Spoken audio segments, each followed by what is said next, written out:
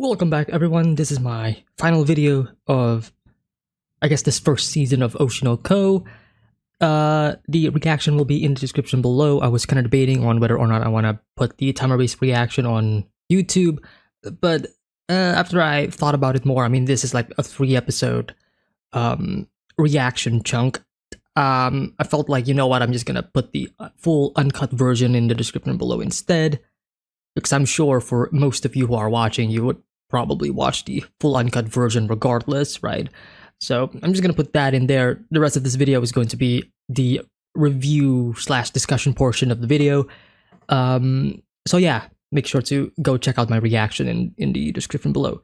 But talking about these final stretch of episodes, I think it's fitting that I am reacting to all 3 of these episodes at once, because they do flow in nicely between one another. It's like I actually ended my previous episode reactions at episode 8, and I find that it was like the perfect place to to stop recording at that time, because that was essentially the end of, I guess, that specific arc between Aqua and Akane, and now we're going more into the arc between Kana. This is a very Kana-focused episode, right? Set of episodes, I would even say, because it is about the revitalization of Bikomachi, right? And also this dynamic between Kana, Ruby, and of course Memcho.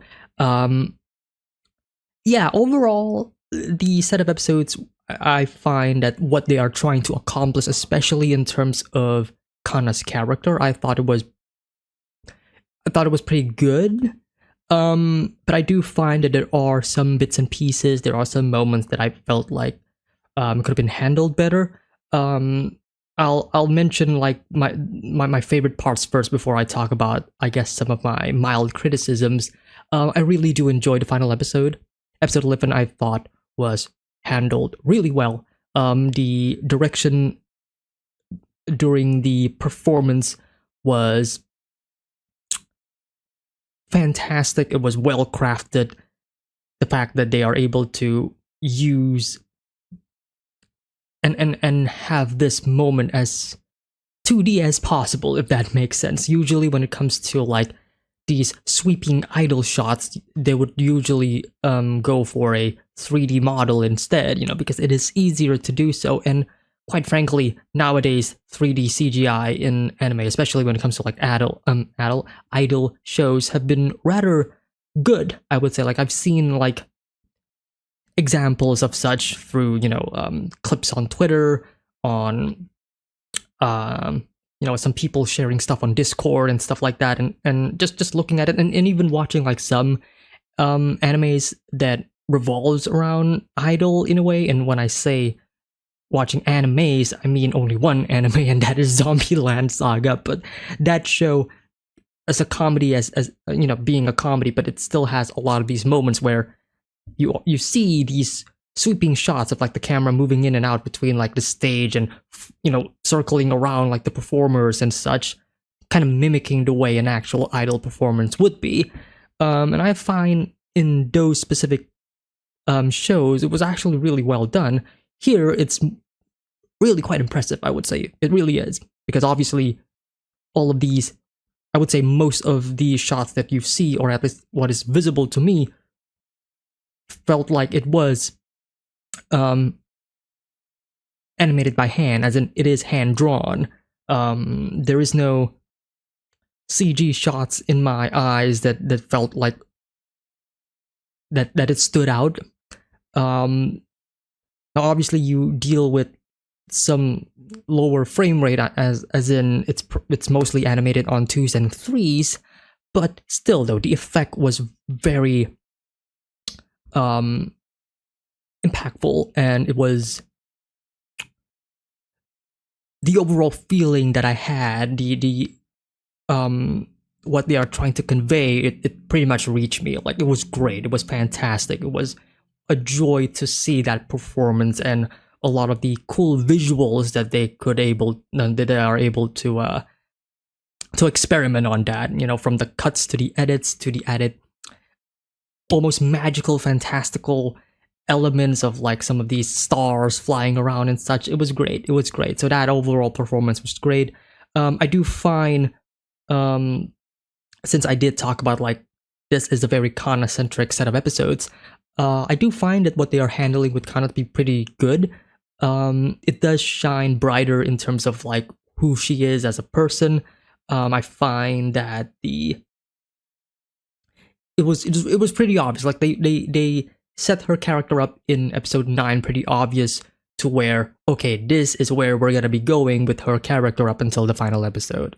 Of course, she has a past, she has this baggage, this insurmountable pressure that she has of like trying to lead B Kamachi as the main star, right, as the center of it all. And yeah, there's a lot of pressure, man. That's a lot of pressure, and we are kind of exploring that. We're kind of opening that up as in, hey, don't worry, because it's not just you who are under pressure. All of us are. So it's basically kind of a, hey, let's take some of your baggage. We're gonna be sharing this together. It's not just you, right? And that was that powerful moment in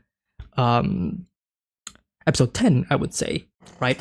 During that beautiful shot moment of Kana and Ruby just on the backdrop of like the city and such. Like, it was really well framed. It was really well done as well in that moment. But yeah, moving a bit into some, I wouldn't say frustrations, because I wasn't really frustrated throughout these entire episodes, but it was more so decisions that I felt like was kind of unnecessary. While I wouldn't say that them not being subtle, I don't mind that, but at some point it does feel like they are kind of wink wink nudge nudge in some aspects, as in they establish what is actually going on. Like, for example, in terms of like, let's say Aqua being Peon, for example, like saying one sentence or like one suggestion of the idea was like more than enough, right? I mean, even when I was watching it, like when Kana was speaking of like, this person really knows a lot about me, like I could fall in love with him. I felt like that was like a pretty obvious lead on as to that Peon isn't actually Peon, and that Peon is actually Aqua. And then of course, a couple of seconds after that, we see the reaction between Mem and Ruby, and then they gave the remark of like, his physique kind of reminds me of Aqua, and I'm like, okay, that's pretty much confirmation. And then they kept going with that more and more and more, like, this feels like Aqua. He kind of reminds me of Aqua. There's no way Aqua would say these things, and I'm like, okay, show, I get it. I get it, show, I get it.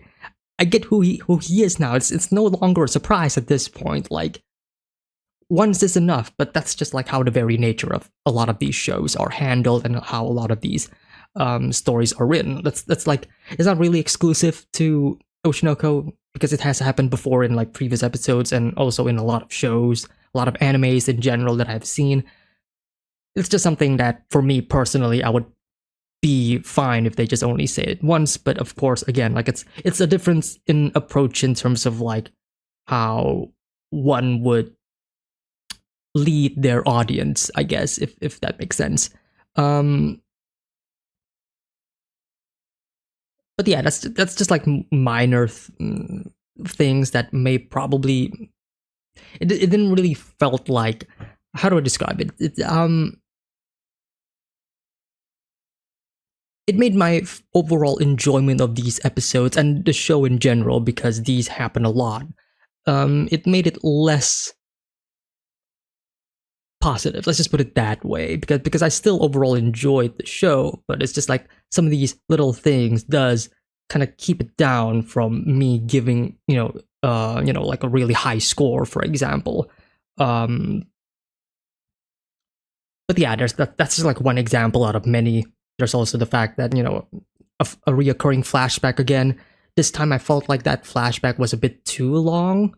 during the final episode when Aqua was reminiscing about his previous discussions with the producer about this stage play, right, of this stage company that Akane is in, right? We had that conversation before in full detail, but then in the next episode, in episode 12, he was reminded of that conversation again, and I felt like it was kind of dragging around along a bit too much. Like they're re-showing us everything again. Maybe it's just because I just finished watching that episode like a couple of minutes ago. Like I am watching these back to back to back. So I guess maybe because there is a 1 week gap between the two, there is a need to remind the audience yet again about the current situation. But again, I felt like that was kind of unnecessary. I felt like even calling out the name of the stage company and then seeing Aqua's reaction is more than enough to juggle, to juggle our mind and our memory of like, oh yeah, that's right, they talked about that before. But yeah, just again, like some minor criticisms in terms of like how things are played out. And again, I would say that some of these things, because again, these happen a lot in anime. Of course, at this point, it's kind of a trope that you see this happen often. Usually, I would say forgave some of these things. Mainly due to how they are executed and how they are handled. A lot of shows would handle these moments a lot more differently, sometimes a lot more creatively. I just find that some of these things, some of these moments that happen in Oshinoko, I felt like they were handled pretty ordinarily, if that makes sense. Like, oh yeah, here's the flashback, we're just gonna show it in full. Like, there's no clever direction or cuts here and there. It's just, that's just the conversation that happened before. And even then, even the conversation itself, I also felt like it does feel like the show, or at least during that specific moment, it's like we are given a lesson, which is good, which is fine, right? The producer is just telling us, the audience, right, by proxy of Aqua, of like how things go. This is how the industry works. This is how it goes, right? You do this, you do that, and all that stuff. Like, I get that it is meant for a lesson for Aqua and for us as well to better understand the current situation moving forward as well. But I do find that the delivery felt rather boring, as in, yeah, it's just two dudes talking and the dude is just, the producer is telling him as it is without making it feel more creative, I would say. Because like, I mean, I don't want to compare shows, but I guess at this point it's kind of hard to compare. It's kind of hard not to compare, right? Because I know for some people, you gotta review and see a show as it is without really comparing it to other things, because the show is not trying to be those other things. But for me personally, comparisons are quite necessary in regards to like reviewing and judging a show, because comparisons is a way for us to measure and judge the quality of different products. So, about a couple of months ago, I watched a movie. I actually did a reaction to it on the channel a long time ago, which was Pompo the Cinephile, which was an anime movie that is centered around movies. It is centered around the production and the creation process of movies. It is essentially a love letter to movies, but it also doesn't shy away from like how expensive it is to create a movie. And by expensive, I mean not just in the figurative money way, but also mentally speaking. Like, it is very hard to produce these things. And we see that the character in that movie, the director, who struggles to make the movie as perfect as he can while also meeting the deadline. And there's a lot of like pressure and insurmountable psychological I guess, attacks from all different fronts. It is still a fun movie. It is still very bright. It's not like super bleak or whatever, because it is still, while criticizing some aspects of the movie industry, but it is also a celebration of the movie industry, because at the end of the road, after all of that hardship, you achieve that final product that will bring people happiness, that will bring people joy when they finally watch it for the first time, right? And the reason why I'm talking about this because in that film, we do get similar situations in which the characters are trying to explain and tell the audience like what these things are, like what is animation, what is post-production, what is animating on twos on ones, what are the meanings of splicing content and all that stuff, how different frame rates requires different camera lenses and like all of these movie trivias that I'm sure a lot of people will enjoy if they are I guess movie fans or film buffs, if you will, right? And the way they handled it was really unique. It was really fun to watch. It was very creative, and it really glued you to the screen because of how they just use the visual medium to further engage the audience when they are giving these lessons. Because here in Oshi no Ko, and this can be just a straight up limitation on the budget, on the time constraint. Maybe they don't have time and they still have to get it out as much as possible. Maybe they just want to make it seem as close to the original manga, for example. Like, there's a lot of these factors, but I do find that some of the delivery of these history or these lessons in general, right, not just in this episode, but like throughout the entire show, to be rather dull. They're not really moments that will make me remember like what happened in those moments. It's just like, hey, here's a history lesson. Here's a quick little fact about how all of this work, and then that's it. And what is going on with my? Okay, that was weird. But yeah, that's just like, again, some of my, I guess, criticisms when it comes to the show, because this is a really jam-packed show. Like, this is a show that is dealing with a lot of things. It's not just about the idol industry, but it's also about like the entire entertainment industry as a whole, more specifically the ones in Japan. It is also dealing with the psychological aspects of like fans meeting up, like fanatics even, right? And again, like the pressure of being this idol, being this celebrity, having these preconceived notions from other people, from online users, from people who really don't know you and only know you through the lens, through a screen. So they don't really know who you are IRL. They only know who you are from the screen itself, and you can be a completely different person. And then the psychology behind that and how that may change other people, both the actors and the fans. Like, it is juggling a lot, and I do find that in some instances it felt like it can lose focus a bit. Although at the end of the day, it does feel like the show manages to focus on these things in chunks, right? As mentioned, these 3 set of episodes, we focus a bit on the idol side of things. The previous 4 episodes, I guess, like the previous arc of this season with with Akane and Aqua, we focus a bit more on the entertainment industry, more specifically about like the difference between real life and fictional real life, like.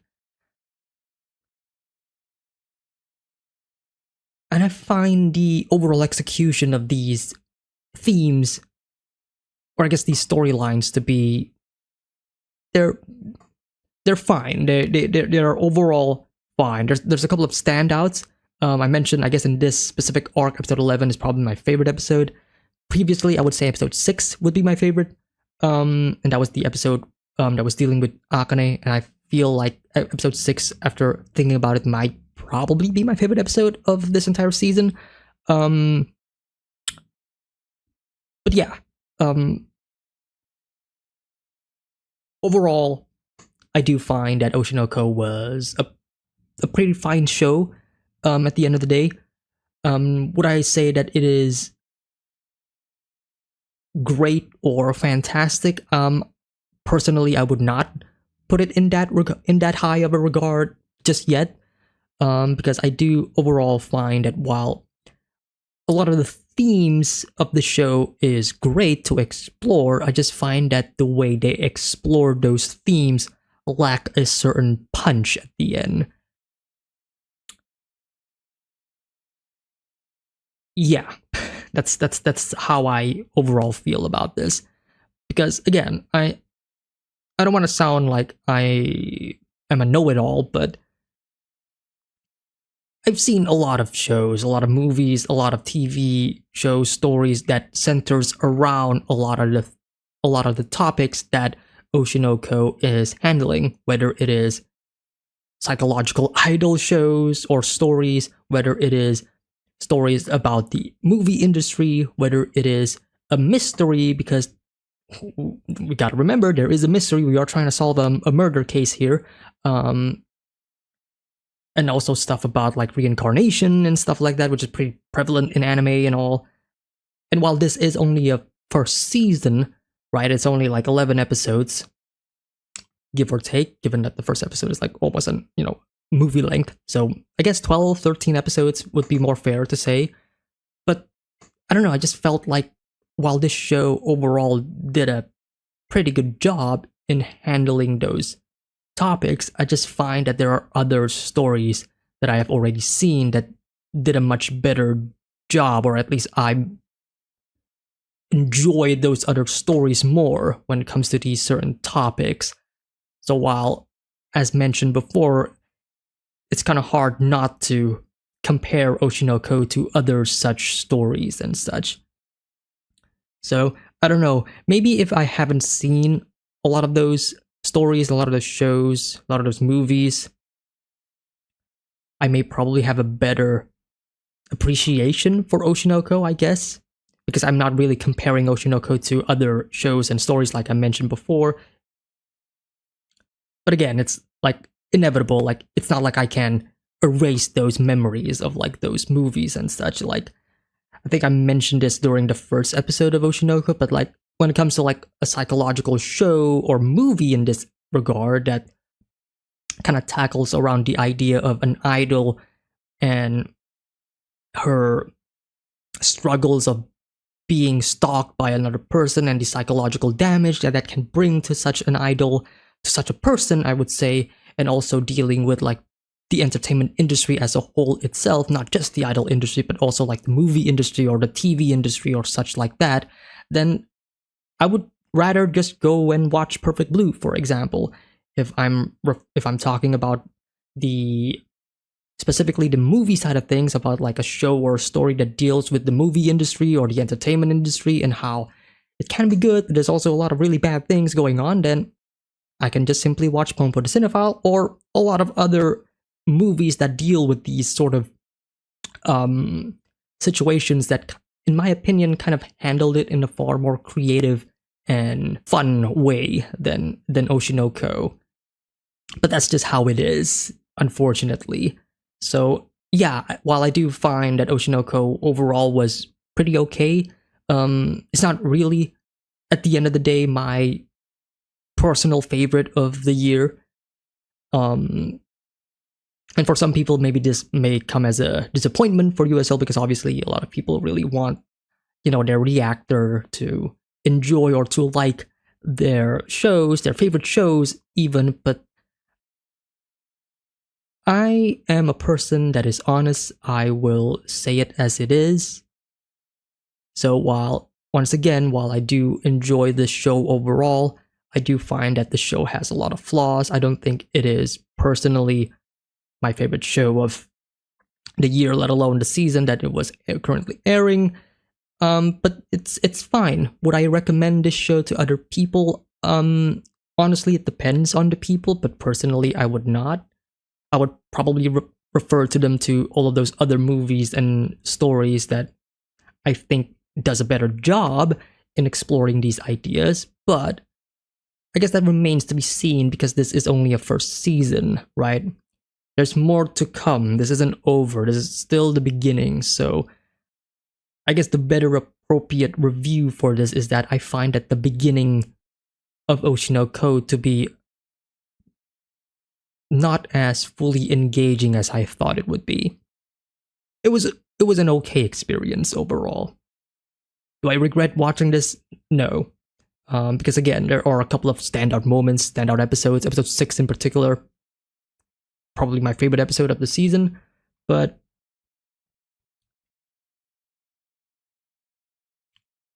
don't let my opinion, I guess, deter you from liking or disliking the show, because everybody has their own different opinions, their own subjective views, their own different take on it, and that is exactly what I am going to be asking you guys next, and that is to let me know what you think about Oshi no Ko. I'm sure a lot of people will probably disagree with me in that in this review in terms of like overall enjoyment, because again, while I do love the themes of the show and what it's trying to accomplish, like the actual message of the show, I think is actually pretty good. Like it's great, even I would say. Some of the characters' psyche and their upbringings and their reasonings and their objectives and their own flaws and such, I find them to be rather interesting to watch. It's just that for me personally, the way they explore those things, the way they execute those things, I feel like they could have done a much better job, especially given how some of these episodes are presented. Alright, that's pretty much it. I think I've said what I want to say. I'm sure there's a lot of things that I haven't really talked about, and I wish I could have probably explored those more in detail, but currently I can't really put them into words, so maybe I'll probably explore them more, talk about them more, maybe in the comment section down below, because I'm sure a lot of people will have opinions on this matter, that's for sure. So be sure to let me know your thoughts in the comment section down below. A reaction, as mentioned, is in the description below. And yeah, alright, take care everybody, have a nice day, peace.